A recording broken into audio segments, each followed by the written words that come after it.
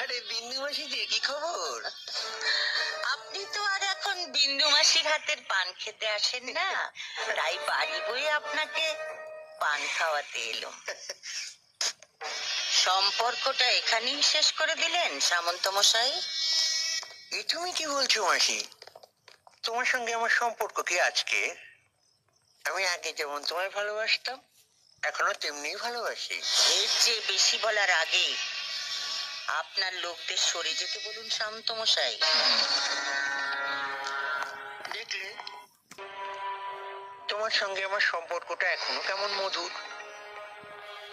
গার্ডদের সামনে তুমি আমায় গাল দিলে না। এবার দেব, আমি জীবনে অনেক হারামি দেখেছি, কিন্তু আপনার মতো এক পিসও দেখিনি।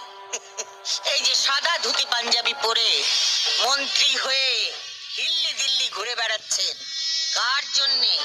আমার জন্যে, এই বিন্দুবাসীর জন্যে। ভোটের সময় বুথের সামনে বোমা ফেলে ছাপ্পা মেরে আমার ছেলেরা 60% ভোট আপনার পকেটে ঢুকিয়ে দিয়েছিল।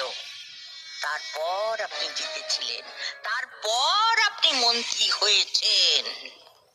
আমি কি সে কথা একবারও অস্বীকার করেছি মাসি? চুপ হারামজাদা, আগে আমাকে শেষ করতে দে।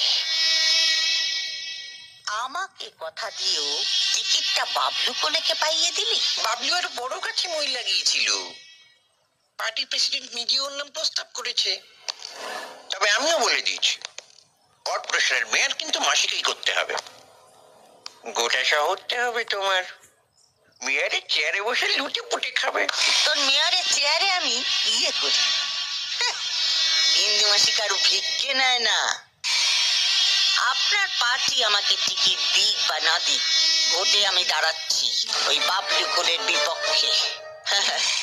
ভোটের এখনো অনেক দেরি আছে, তার আগেই আপনি জানতে পেরে যাবেন কে জিতেছে, ওই বাবলু কোলে না এই বিন্দু মাসি।